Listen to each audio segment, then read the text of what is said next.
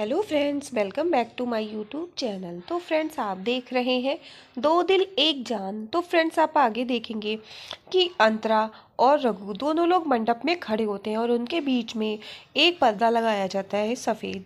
और फिर अंतरा कहती है कि बोलो रघुनाथ, मेरे घर के बाहर वो जो एक बॉक्स रखा गया था वो तुमने रखा था। तो वो कहता है कि मिस कॉल, तू मेरी बात तो सुन। लेकिन अंतरा बहुत गुस्से में होती है। अंतरा कहती है कि बोलो रघुनाथ नायक, मैं तुमसे कुछ पूछ रही हूँ कि मेरे घर के बाहर जो बॉक्स रखा था वो तुमने रखा था।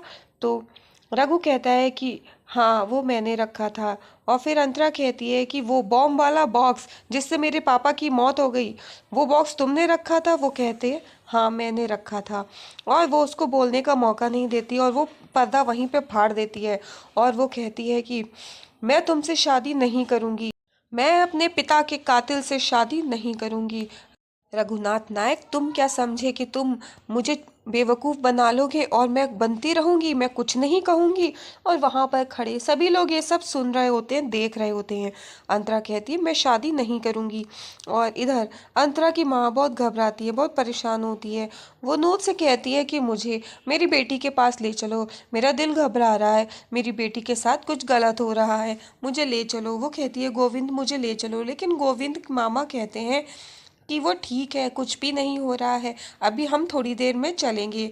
लेकिन अंतरा की माँ बहुत परेशान होती है। वो कहती है कि नहीं, मुझे जाना है, मुझे अभी जाना है, मेरा दिल बहुत घबरा रहा है, डॉक्टर साहब को फ़ोन करो, जल्दी से बुलाओ उनको।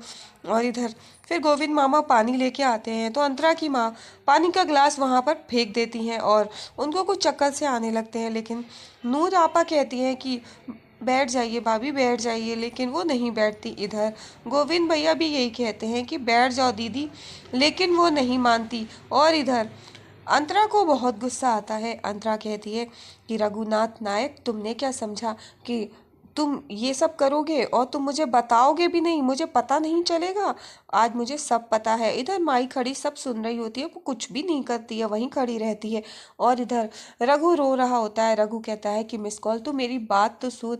लेकिन वो उसकी बात नहीं सुनती और रघु को बोलने का मौका भी नहीं देती। इधर सत्या बहुत खुश होता है और अंतरा कहती है कि आज के बाद मैं तुमसे कभी नहीं मिलूंगी, हमारा रिश्ता खत्म होता। और मैं तुमसे प्यार करती थी, मैंने सोचा था कि हम लोग शादी करेंगे, मैं तुम्हारे साथ सपने संजो रही थी। लेकिन तुम इस लायक नहीं हो, तुमने मेरे पापा का खून किया और तुम मुझसे ही शादी करने के लिए आ गए। तुमने मुझे बताया भी नहीं तुमने क्या किया।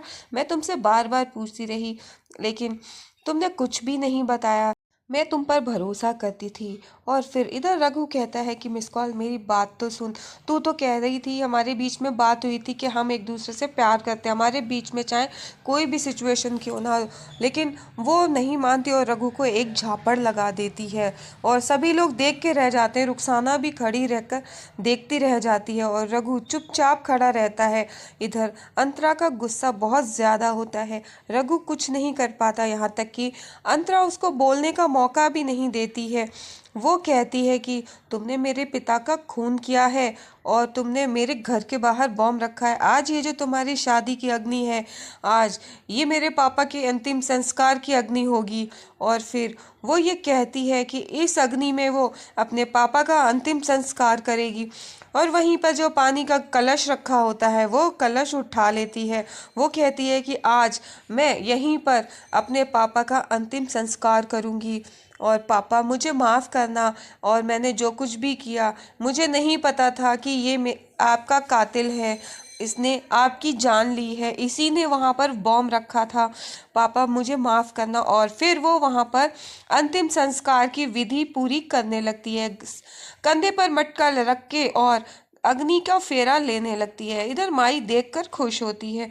इधर अंतरा चारों तरफ अग्नि का फेरा लेती है और वो कहती है कि आज के बाद रघु और मेरा कोई रिश्ता नहीं होगा, मैं अपना रिश्ता इसी अग्नि में भस्म करती हूँ, आज मैं अपने प्यार का अंतिम संस्कार करती हूँ। और फिर वो वही मटका ले करके चारों तरफ घूमती है और फिर वहीं पर पीछे छोड़ देती है। और फिर वो कहती है रघु, आज हमारे प्यार का अंतिम संस्कार हुआ है, आज के बाद हमारा तुम्हारा कोई रिश्ता नहीं है। मैं तुम्हें नहीं जानती और आज के बाद मैं तुमसे प्यार भी नहीं करती। और फिर वहीं पे रघु से कहती है कि तुम मेरे पिता के कातिल हो और अब मैं तुम्हारी शक्ल कभी नहीं देखूंगी। और फिर वो वहां से जाती है। रघु वहीं पर खड़ा रहता है और कुछ नहीं बोलता। इधर अंतरा रोती हुई जाती है और वहां पर माई भी खड़ी होती है। नूर आपा आती है, अंतरा को रोकने की कोशिश करती है पर अंतरा चली जाती है। रघु वहीं पर बैठ के रो रहा होता है। रघु कहता है सब कुछ खत्म हो गया, कुछ नहीं बचा, सब खत्म हो गया, अब कुछ नहीं हो सकता है। और इधर सत्या कहता है कि ये सब तुमने ही किया है, तुमने ही उसके पापा का मर्डर किया है। और फिर रघु चुपचाप बैठा रहता है। इधर अंतरा नाइक सदन से अकेले बाहर निकलती है और वो बाहर का मेन गेट खोल के बाहर की तरफ जाती है और रोती हुई जा रही होती है। और रघु और अपने बारे में सोचती है कि कैसे कल्याण मंडप में रघु ने मुझसे ये कहा था कि चाहे जो भी परिस्थितियां आ जाए तुम मेरा साथ तो नहीं छोड़ोगी। और वो ये भी कह रहा था कि मैं बहुत बुरा हूँ। वो ये सब सोचती है, इतने में उसके कंधे पे सत्या हाथ रखता है तो वो झापड़ मार देती है। उसको लगता है रघु है और सत्या कहता है कि कोई बात नहीं, जो भी हुआ वो सही नहीं हुआ। और फिर वो ये कहता है कि रघु ने तुम्हारे साथ गलत किया। तो अंतरा कहती है कि तुम तो यही चाहते थे कि मेरी और रघु की शादी ना हो, तुम शादी रुकवाना चाहते थे। तो फिर से वो जाने लगती है लेकिन सत्या कहता है कि मेरी बात सुनो और वो रोकता है उसको। वो ये कहता है कि रघु ने तुम्हारे साथ बहुत गलत किया है और मैं बस यही कहने आया हूँ कि आज जो कुछ भी हुआ। लेकिन अंतरा कहती है तुम यही चाहते थे। और फिर वो कहती है कि अब तो खुश हो, अब तुम जाओ, अब क्या तमाशा देखने आए हो यहाँ पर। और फिर वहाँ पर अंतरा कहती है अंदर जाओ और देखो जाकर तमाशा वहाँ पर। और फिर वो चुपचाप रहता है। वो ये कहता है कि मेरी बात तो सुनो, मैं तुम्हारे साथ हूँ। तो अंतरा कहती है मुझे किसी के साथ की सहारे की ज़रूरत नहीं है। इतने में वहाँ पर रुखसाना आ जाती है। रुखसाना कहती है कि अंतरा शांत रहो, अपने आप को संभालो। और फिर अंतरा रुखसाना का हाथ वहीं पे झटक कर चली जाती है। रुखसाना सत्या को देखती है और फिर उसके पीछे चली जाती है। इधर रघु के पास मचमच आता है और वो ये कहता है कि भाई मुझे यकीन नहीं हो रहा कि आपने ऐसा किया, मैं मान ही नहीं सकता कि आप ऐसा कर सकते हो। और फिर इधर रसिका सभी मेहमानों से कहती है कि आप लोग यहाँ पर आए, आपका बहुत बहुत धन्यवाद। लेकिन अब आप लोग ऐसा करिए, खाना खाने के लिए भी तो नहीं कह सकती, यहाँ पर तो मातम छाया है, ना शादी हुई ना आशीर्वाद दिया, आप लोग जा सकते हैं। और फिर सभी लोग वहाँ से चले जाते हैं, घर के लोग भी चले जाते हैं। तो माई कहती है मछिंदर, और फिर मचमच माई की तरफ देखता है और माई इशारा कर देती है जाने के लिए। और फिर इधर रसिका और मनोहर काका को भी माई कह देती है कि बाऊ, सब लोगों को जाने के लिए माई कह देती है। और इधर रघु रो रहा होता है, माई सबको भेज देती है। इधर सत्या खड़ा होता है। सत्या कहता है कि ये तुमने जानबूझकर किया, तुमने अंतरा के पापा की जान ले ली, यू मर्डरर। और फिर इधर रघु कुछ भी नहीं बोलता, चुपचाप बैठा रहता है।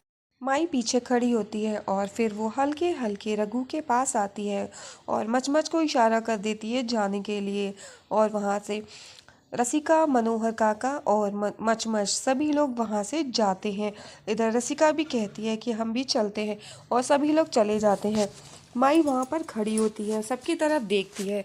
माई को देखकर सब लोग निकल जाते हैं। माई कहती है कि अपने बेटे के पास उसकी माई है और सब लोग वहाँ से निकल जाते हैं। मचमच रघु के साथ बैठा ही होता है और माई के नज़दीक आते वो भी चला जाता है। और फिर माई देखती है और फिर मुस्कुराती है और फिर मुस्कुराते हुए रघु के कंधे पर हाथ रखती है। वो कहती है कि सब कुछ ठीक हो जाएगा, परेशान मत हो बेटा। लेकिन रघु कहता है कि पता नहीं ये सब कैसे हो गया, और मैंने पहले ही सोचा था कि मैं अंतरा को सब कुछ बता देता हूँ। मिस कॉल मेरी बात को समझेगी, वो सच सुनना पसंद करती है और वो पढ़ी लिखी लड़की है। अगर मैं उससे ये सारी बातें पहले ही कर देता तो शायद वो मेरी बात को समझती, लेकिन मैंने उसे खोने के डर से उसको कुछ भी नहीं बताया, उससे बातें छुपा ली। और मैं उसे बता देता तो वो समझती मेरी बात को, लेकिन अब वो कुछ भी नहीं सुन रही है। माई उसको समझाती है रघु को कि मेरी बात सुन, सब ठीक हो जाएगा। और जब गणपति बप्पा दुख देते हैं तो उसको सहने की ताकत भी देते हैं और इसको सह ले बेटा। लेकिन रघु कहता है कि माई, जब ये बात मेरे और आपके बीच में थी, आपको पता थी और सिर्फ मुझे, तो ये बात मिस कॉल को कैसे पता चली? उसको ये सारी बातें पता कैसे चली? और जब उसको ये बात पता चली तो उसको ये कैसे नहीं पता चला कि उसमें मेरी कोई गलती नहीं थी उस बॉक्स को रखने में? माई वहाँ पर चुपचाप खड़ी रहती है। रघु के ऐसा कहने पर वो कहती है कि पता नहीं। और फिर रघु कहता है कि उसको ये सब कैसे पता चला, आखिर किसने उसको बताया इस बारे में, और तो किसी को पता भी नहीं था। इतने में वहाँ पर सत्य आ जाता है। वो कहता है यू मर्डरर। और फिर वो रघु सत्या की तरफ देखता है और मुंह घुमा लेता है।